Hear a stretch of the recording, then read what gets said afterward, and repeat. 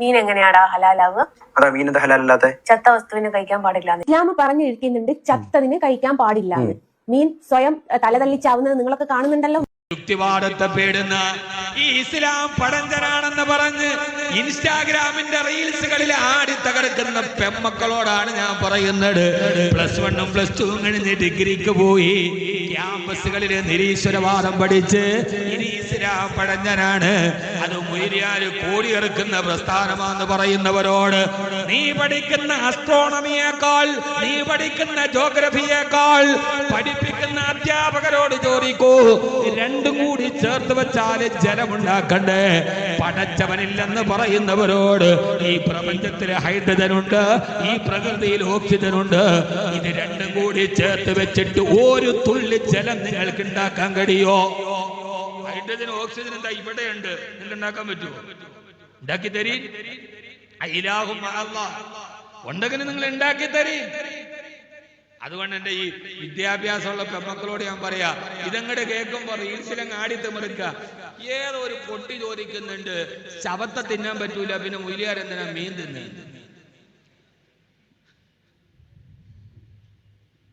ഈ ഞാനൊരു മറുപടി ലൈവ് ഉണ്ടോടാ മീനെ. ഈ വിവരക്കേടെന്ന് പറയുന്നത് ഒരു തെറ്റല്ല, പക്ഷെ അതൊരു അലങ്കാരമായിട്ട് തലയെത്തിക്കൊണ്ട് നടക്കരുത്. മനുഷ്യന് വിവരക്കേടുണ്ടാകുന്നത് തെറ്റല്ല, അത് വിവരക്കേടുണ്ടാവും, പക്ഷെ അതൊരു അലങ്കാരമാണെന്ന് പറയുന്നത്. എന്റെ വിവരക്കേട് ഒരു അലങ്കാരമാണെന്നവൻ അഹങ്കരിക്കരുത്, അത് തീർത്ത് യോജിച്ചൊരു പരിപാടിയല്ല. പുള്ളി എന്തോ യൂറികകാരൻ ബഹിരാകാശത്ത് നിന്ന് ഇറങ്ങി വന്നിട്ട് ശാസ്ത്രലോകത്തിന്റെ സത്യം വിളിച്ചു പറഞ്ഞ മാതിരിയാണ് ആ പെണ്ണിരുന്നിട്ട് ചത്ത മീനെ തിന്നാവും. അതിന്റെ കൂടെ കൂടാൻ കുറെ നേരം. എന്റെ പ്രിയപ്പെട്ട സഹോദരങ്ങളെ, എന്റെ പൊന്നു സഹോദരിമാരെ, പഠിക്കുന്നതിനനുസരിച്ച് പടച്ചോനെ അറിയുമ്പോഴാണ് ആ അറിവിന് തിളക്കമുണ്ടാകുന്നത്. ഇങ്ങനെ എത്ര ആയത്താണ് അള്ളാഹു ചോദിക്കുകയാണ്. ആ ഒരൊറ്റ ആയത്ത് മാത്രം പറഞ്ഞാൽ പോവാം.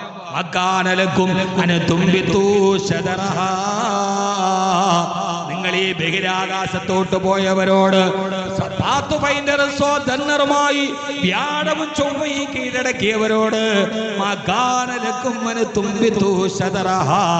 പെണ്ണുങ്ങളെ, നിങ്ങളെ തലയിൽ തേക്കുന്ന താളിയുടെ ഒരിലയെ സൃഷ്ടിക്കാൻ നിങ്ങളെ കൊണ്ട് കഴിയോ? ഒരു പുൽക്കൊടി പടച്ചോൻ സൃഷ്ടിച്ചതല്ലാതെ ഒരു പുൽക്കൊടിയെ നിങ്ങൾക്ക് സൃഷ്ടിക്കാൻ പറ്റുമോ?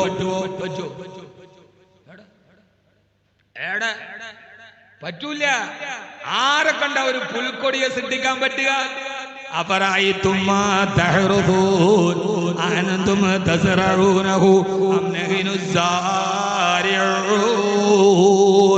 അഫറഅയ്തും മാ തഹ്റുദൂൻ, കൃഷി ചെയ്യുന്നത് നിങ്ങൾ കണ്ടിട്ടില്ലേ? ആരാണ് കൃഷി ചെയ്യുന്നത്? കൃഷി ചെയ്യുന്നാരാ? കൃഷി ചെയ്യുന്നാരാ? കർഷകനാണല്ലോ. ഇതിപ്പോ എങ്ങനെ ഇവിടെ ഖുർആൻ എന്ന് പറയുന്ന ഒരു ചോദ്യം, അതിന്റെ ഒരു വാക്ക് പോലും ലോകത്തൊരു മനുഷ്യന് ചിന്തിക്കാൻ. കൃഷി ചെയ്യുന്നത് നിങ്ങളെ കണ്ടിട്ടില്ലേ? കൃഷി ചെയ്യുന്നത് നിങ്ങളാണ്. ഹർത്ത് എന്ന് പറഞ്ഞാൽ കൃഷി. അടുത്ത ചോദ്യോ അന്തും തസ്റഊനഹു, പക്ഷേ കുഴിച്ചിട്ടതല്ലേ നീയുള്ളൂ, അതിനെ മുളപ്പിച്ചത് ഞാനാണോ നിങ്ങളാണോ? പിന്നെ സറഅൻ, മുളപ്പിച്ചതാരാ? മുളപ്പിച്ചതാരാ? മനുഷ്യനാണെങ്കിൽ എല്ലാം മുളയ്ക്കണ്ടേ? കരിഞ്ഞു പോയതെന്താ? അന്തും തസ്റഊനഹു അം നഹ്നു സാരിഊൻ, അതിനെ മുളപ്പിച്ചത് ഞാനാണോ നിങ്ങളാണോ? മുളപ്പിച്ചതാരാണ്? അല്ലാഹുവാണ്. മുളപ്പിക്കാൻ കഴിയുന്നവനാരാണ്? അല്ലാഹുവാണ്. ഹബീബായ നബി തങ്ങളെ പോലും അല്ലാഹു പഠിപ്പിച്ചു തന്നതെന്താ? ഹബീബായ നബി മുഹമ്മദ് മുസ്തഫ. ഉറക്കപ്പറ. നിങ്ങൾ മടുത്ത? ഹബീബായ നബി മുഹമ്മദ് മുസ്തഫ സല്ലല്ലാഹു അലൈഹി വസല്ലമ, അല്ലാഹുവിന്റെ റസൂൽ കൈവിരൽ ചൂണ്ടിയപ്പോൾ ചന്ദ്രഗോളം പൊട്ടിപ്പിളർന്നിട്ടുണ്ട്. ഇക്തറബത്തി സഅതു വൻശക്കൽ ഖമർ. അല്ലാഹുവിന്റെ റസൂലിന്റെ വിരൽ ചൂണ്ടിയപ്പോൾ ചന്ദ്രകത്തെ പൊട്ടിപ്പിളർത്താൻ അല്ലാഹുവിന്റെ ഹബീബിന് സാധിച്ചിട്ടുണ്ട്. ആ വിരലുകളിൽ നിന്ന്, ഹബീബിന്റെ വിരലിൽ നിന്നിട്ട് അല്ലാഹുവിന്റെ റസൂലിന്റെ വിരലിൽ നിന്ന് വെള്ളമൊലിച്ചിട്ടുണ്ട്. മിൻ ബൈനി ഇസ്ബഇൻ നബിയിൽ മുത്തബ വയലീഹി മാഉ സംസം വൽ കൗസറു വനൈലു മിസ്റാ ثم ബാക്കിൽ അൻഹുരി. ലോകത്തിലെ ഏറ്റവും ഉത്തമമായ വെള്ളമേതാ? ആ വെള്ളം ഹബീബിന്റെ വിരൽ തുമ്പിൽ നിന്ന് വന്ന വെള്ളമാണ്. അള്ളാന്റെ റസൂലിന്റെ അടുക്കൽ വന്ന് വൃക്ഷങ്ങൾ വന്ന് സലാം പറഞ്ഞിട്ടുണ്ട്. ഹബീബായ നബി തങ്ങളോട് മിണ്ടാ പ്രാണികളായ ഒട്ടകവും കുതിരകളും ഉടുമ്പുകളും സലാം പറഞ്ഞിട്ടുണ്ട്. ശഹീദൽ ജീമാലു വറബ്ബുൻ ഹൈദു മസ്തല ബദറു മദീന ശിഫാഹാ ശിഫാഹാ അന്ത റസൂലുള്ളാഹി വസ്സലാം ളാമീനുൽ ലബിയത്തി ഹത്താ തർജിഉ ലിമൻ ഇസ്താദ സരിആ ലിമാനുൻ നബി വാഫത്ത് അലൈഹിസ്സലാം. ഒട്ടകങ്ങൾ സലാം പറഞ്ഞിട്ടുണ്ട്, ശരിയാണ്. പക്ഷേ ഹബീബായ നബിയെ മാക്കാനലക്കും തുണ്ടിത്തൂ സദറഹാ, പക്ഷേ ഒരു പുൽക്കൊടിയെ സൃഷ്ടിക്കാൻ അങ്ങെ കൊണ്ടാവില്ല. കാരണം അങ്ങ് ഉടമയുടെ അടിമയാണ്. അത് ഉടമസ്ഥന് മാത്രമേ സാധ്യമാവൂ. അല്ലാഹു നമുക്ക് മനസ്സിലാക്കാൻ തൗഫീഖ് നൽകട്ടെ. ആമീൻ യാ റബ്ബൽ ആലമീൻ. ബിഹഖി ഹസ്ബി റബ്ബി ജല്ലല്ലാഹ് മാ ഫീ ഖൽബി ഗൈറുല്ലാഹ് നൂറു മുഹമ്മദ് സല്ലല്ലാഹ് ലാ ഇലാഹ ഇല്ലല്ലാഹ്. മുത്ത് ഫാത്തിമ നിധി താജുല്ലത്തിയ നബിയേ തൗറാത്തും പുകഴ്താ നബിയേ തങ്കമലൈ ത്യജിച്ച നബിയേ തായിബ് നബിയിൽ സ്വല്ലല്ലാഹു ഹസ്ബി റബ്ബി.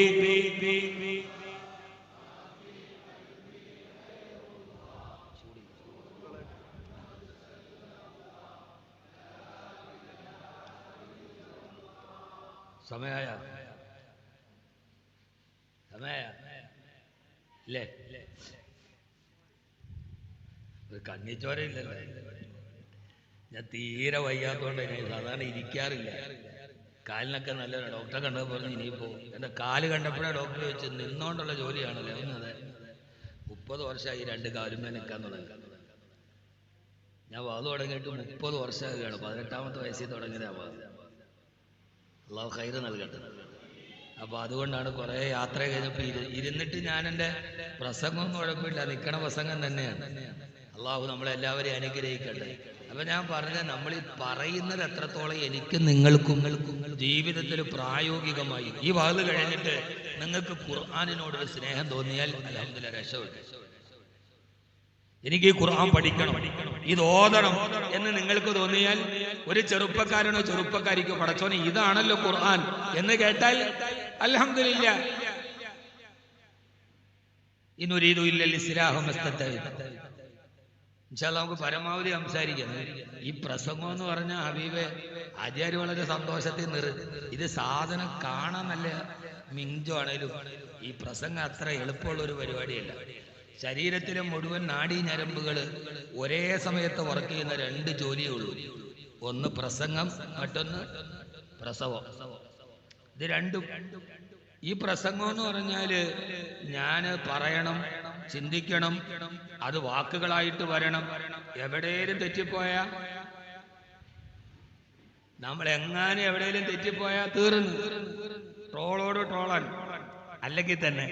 അപ്പൊ ഇതെല്ലാം ഒരേപോലെ വർക്ക് ചെയ്യണം. വാള് പറഞ്ഞു പറഞ്ഞ് നമ്മൾ തളരുന്ന മുജീബലോട് ചോദിച്ചു നോക്ക്. കുറെ കഴിയുമ്പോൾ നമുക്ക് ഈ പ്രസംഗിക്കണ്ടെന്ന് തന്നെ തോന്നും. ഇപ്പൊ എൻ്റെ ഏറ്റവും വലിയ ആഗ്രഹം അങ്ങനെ വേറെ ആരെങ്കിലും വാള് പറയുമ്പോൾ അത് പോയി കേട്ട് ഒരു കട്ടൻ ചായയും പരിപ്പോടൊക്കെ തിന്ന് അവിടെ ഇരിക്കുക. വാള് പറയാനല്ല ഇഷ്ടം, കേൾക്കാനാ ഇഷ്ടം. കുറെ കഴിയുമ്പോൾ നമ്മളിത് മടുക്കും.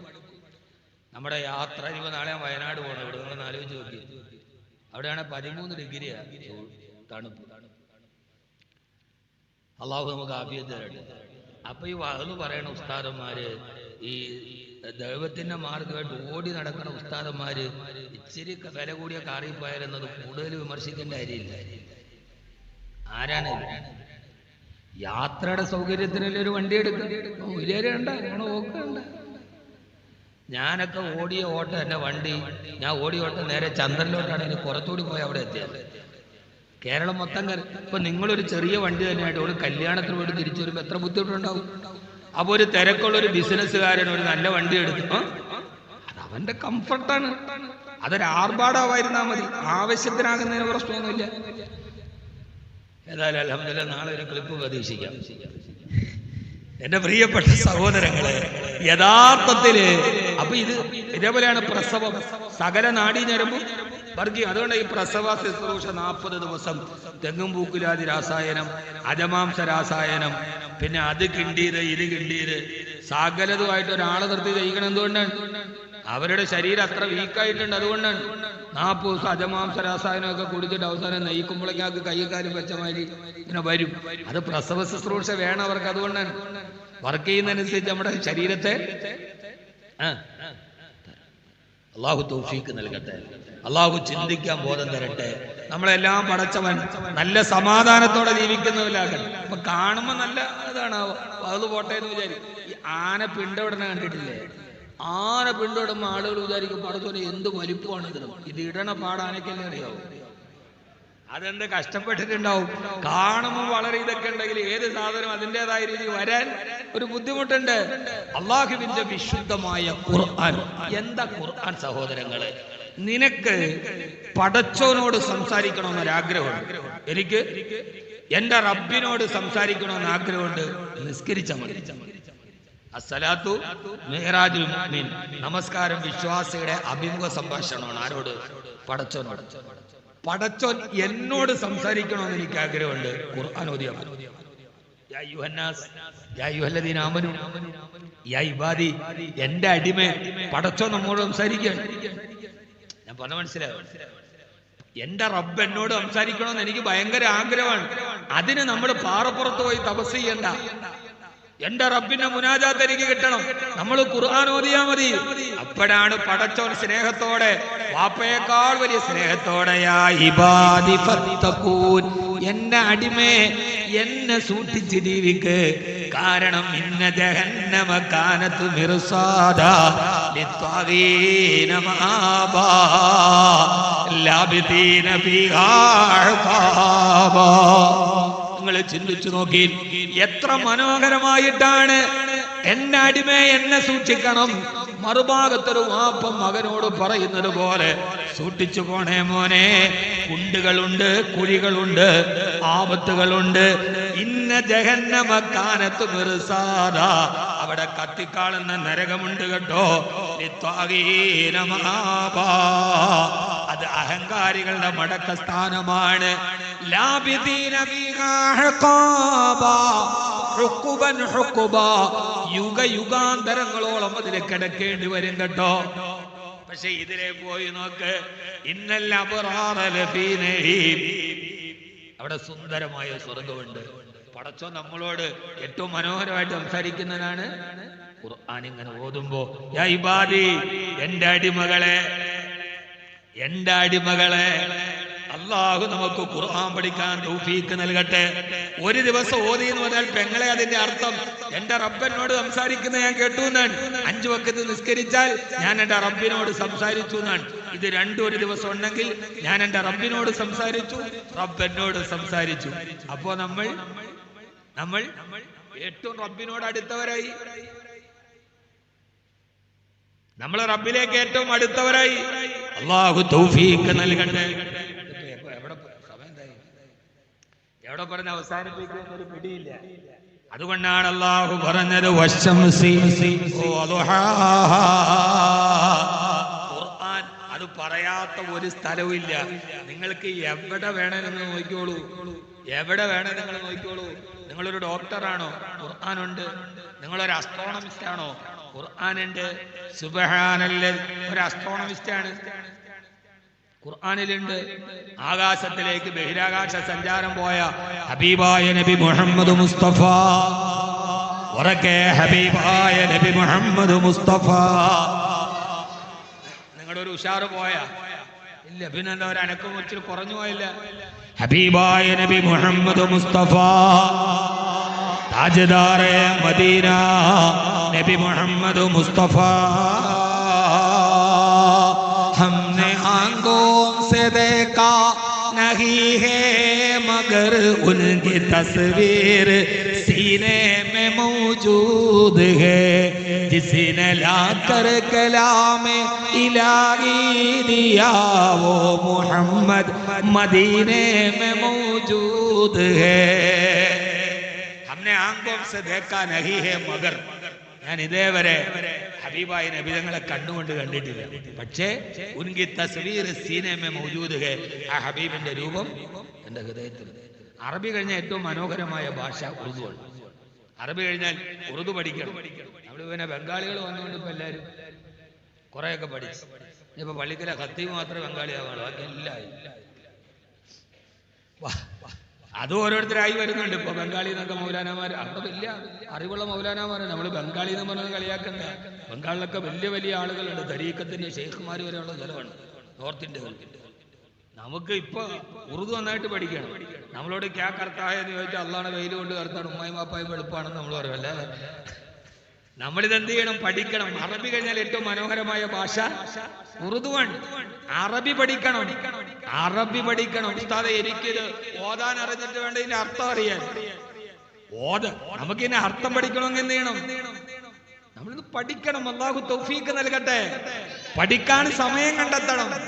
അല്ലാഹു തൗഫീഖ് നൽകട്ടെ. ഇന്നി ഉഹിബ്ബുൽ അറബി ലിസലാദിന, മൂന്ന് കാര്യങ്ങൾക്ക് വേണ്ടി അറബി ഭാഷയെ ഞാൻ സ്നേഹിക്കുകയാണ്. അന അറബിയുൻ, ഞാൻ അറബിയാണ്. വലിസാനുൽ ഖുർആനി അറബിയുൻ, ഖുർആന്റെ ഭാഷ അറബിയാണ്. വലിസാനു അഹ്ലിൽ ജന്നത്തി അറബിയുൻ, സ്വർഗ്ഗത്തിലെ ഭാഷ അറബിയാണ്. അതുകൊണ്ട് ഞാൻ അറബി പഠിക്കുകയാണ്. അറബി പഠിക്കണം. ഏത് ഭാഷ അറിഞ്ഞാലും അറബിയും കൂടെ പഠിക്കണം. എൻ മകനേതു വിദേശത്തു പോകിലും നിന്മനെ കാമ്പിരി ഓർമ്മ വേണം. നിന്നുടെ ഭാഷ താൻ നിന്തറ വാട്ടമ്മ, അന്യാം ഭാഷാ വിരുന്നുകാരി. ഏതൊരു മന്ത്രവും ഏതൊരു വേദവും ഏതൊരു തത്വവും ഏതൊരാൾക്കും ഹൃത്തിൽ പതിയണമെങ്കിൽ സ്വഭാഷതൻ വക്രത്തിൽ നിന്നു പഠിക്ക വേണം. അറബി അറബിയായിട്ട് തന്നെ പഠിക്കണം. കാരണം ഖുർആനിനെ മനസ്സിലാക്കണമെങ്കിൽ അറബി വേണം. ഇതൊന്നും വേണ്ട. നിങ്ങൾ നാടകം ഇഷ്ടപ്പെടുന്ന ആളുകളാണോ? നാടകം ഇഷ്ടമാണ്? നാടകം അല്ലേ? എല്ലാരും മുത്തക്കിങ്ങളായിപ്പോ മൊബൈലിൽ നോക്കി 8 ഡൗൺലോഡ് ചെയ്തിട്ടുണ്ടാക്കി ആരതി. നാടകം, നിങ്ങൾ നാടകവുമായി ബന്ധപ്പെടുന്ന ഒരാളാണ്. കേരളത്തിലെ, ശ്രദ്ധിച്ചു കേൾക്കുവോ, എന്റെ കൂടെ ഇല്ലേ? കേരളത്തിലെ നാടക ലോകത്തിലെ ഏറ്റവും മനോഹരമായ കഥാപാത്രമാണ് നാറാണത്ത് ഭ്രാന്തൻ. നാറാണത്ത് ഭ്രാന്തൻ. ആ നാറാണത്ത് ഭ്രാന്തൻ ആരാ? KPSCയുടെ തലയ്ക്ക് മീതെ ശൂന്യാകാശം, താഴെ മരുഭൂമി. എന്താ? തലയ്ക്ക് മീതെ ശൂന്യാകാശം, താഴെ മരുഭൂമി. തപസ് ചെയ്യും വേഴാമ്പൽ ഞാൻ, ദാഹജലം തരുമോ എന്ന് മനുഷ്യ ജീവിതത്തിന്റെ നിരർത്ഥകങ്ങളെ മനോഹരമായി കവിതയുടെ കവിതാ പല്ലജങ്ങളാക്കി മാറ്റിയ കാവ്യഭാവനയാണ് KPSCയുടെ പല നാടകങ്ങളും. ഞാൻ അതിനകത്തേക്ക് പോകുന്നില്ല.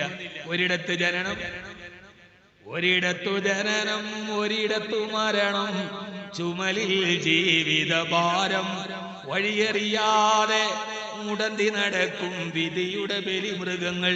ഒരു മനുഷ്യന്റെ ജീവിതം 4 വരിയിലുണ്ട്. പൊന്നമീന നീ ഇത് കട്ട് ചെയ്ത് കളഞ്ഞേക്കണേ ഒരിയാര് നാടകം.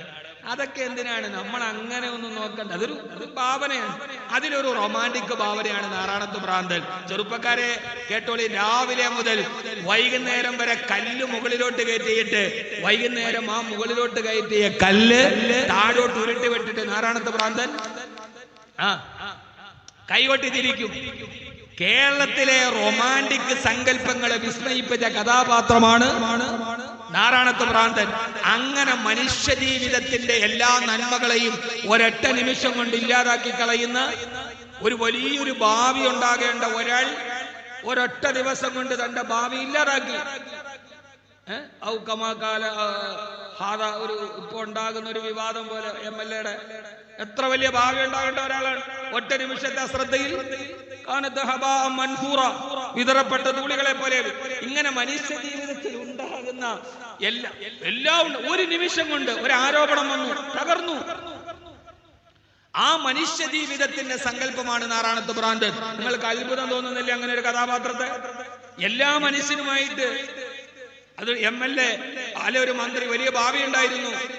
പെട്ടെന്നൊരു ദിവസം വിമാനത്തിൽ വന്നപ്പോ ഫ്ലൈറ്റ് എയർ ഇന്ത്യ ആണെങ്കിൽ അങ്ങോട്ടും ഇങ്ങോട്ടും പൊന്തണ തന്നെ സമയത്താന്ന് പറ്റൂല, കുലുങ്ങി ഇപ്പം വീഴാൻ പോയി അദ്ദേഹം ഒരു സ്ത്രീയുടെ ദേഹത്ത് കൊണ്ട് മന്ത്രിസ്ഥാനം പോയി. അപ്പൊ വലിയ ഒരവസ്ഥ, ഒരു ചെറിയ ഒരു അശ്രദ്ധ കൊണ്ട് നഷ്ടപ്പെടുന്ന ഏത് മനുഷ്യനും അത് അയാൾ മന്ത്രി മാത്രമല്ല.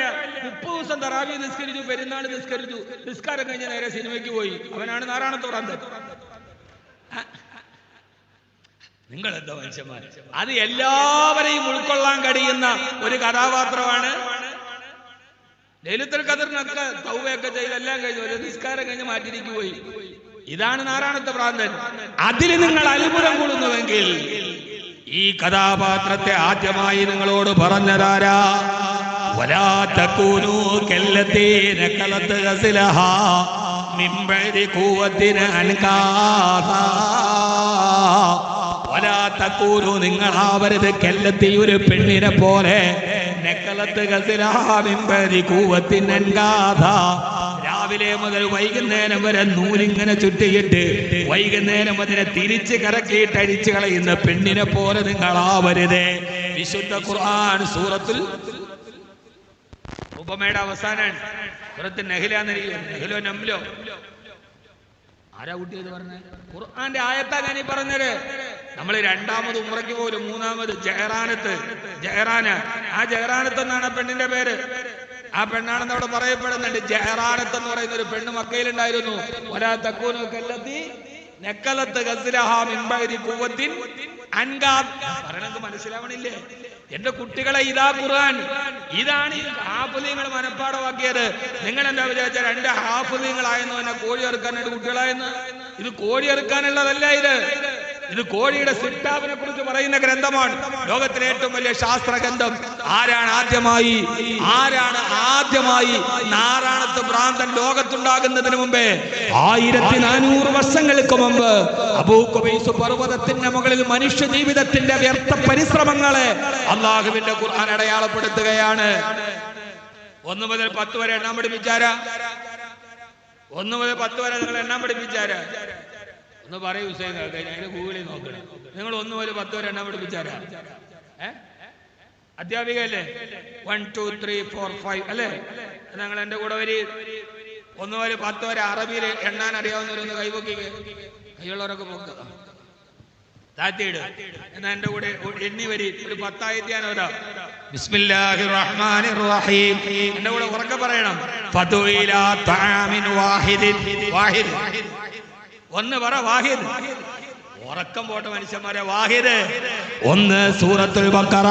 ഫഅർസൽനാ ഇലൈഹിം ഇസ്നൈൻ. 2 സൂറത്ത് യാസീൻ. ഫഅസ്സസ്നാ ബിസാലിസ്. സൂറത്ത് യാസീൻ സാലിസ്. 3 വഖുദ് അർബഅത മിനത് തൈർ. 4 സൂറത്ത് ആല ഇംറാൻ. സയഖൂലൂന ഖംസത്തുൻ ഖംസ. 5 സൂറത്തുൽ കഹ്ഫ്. അല്ലദീ ഖലഖ സമാവാതി വൽ അർള വമാ ബൈനഹുമാ ബി 6 അയ്യാം. 6 അല്ലദീ ഖലഖ 7 സമാവാതിൻ തിബാകാ. 7 സൂറത്ത് നൂഹ്. 8 അസ്വാജിൻ. 8 വകാന ബിൽ മദീനത്തി 9 റഹ്തിൻ 9 തിൽക അശറത്തുൻ കാമില. 10 ഇന്നി റഅയ്തു 11 കൗകബ. 11 ഇന്ന ഇദ്ദത ശൂരി ഇൻദല്ലാഹി 12 ശഹറൻ ഫീ കിതാബില്ലാഹ്. 12. ഇത് മുഴുവൻ എണ്ണാൻ പോയാൽ ഖുർആൻ മുഴുവൻ തികയില്ല. ഖുർആന്റെ പ്രത്യേകത വജ്ഹു ഇജാസിഹി ഖൗലുഹു അലാ തബഖാത്തിൽ ഫസാഹതി വൽ ബലാഗ. ഇത് സൂചനയെ തരൂ, ഇത് സാഹിത്യത്തിന്റെ അങ്ങേയറ്റമാണ്. വഅദനാ മൂസാ 30 ലൈല വഅത്മംനാഹാ ബിഅശരിൻ ഫതമ്മ മീഖാതു റബ്ബിഹി 40 ലൈല 30.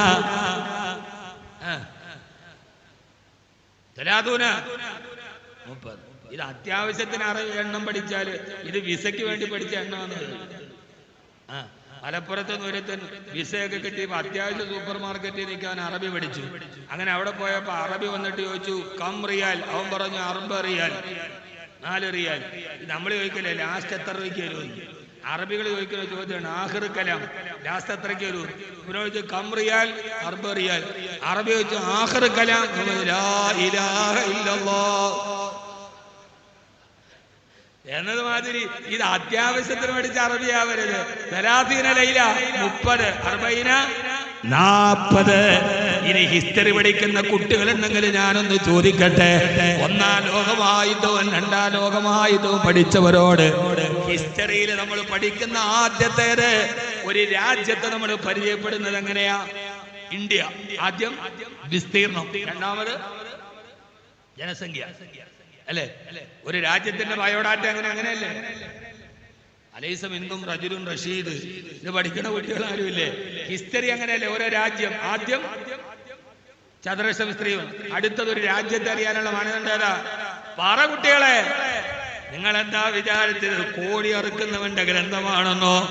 അടുത്തത് ജനസംഖ്യയാണ്. യൂനുസ് നബിയെ ഞാൻ നീനവ എന്ന് പറയുന്ന രാജ്യത്തേക്ക് പറഞ്ഞു വിട്ടു.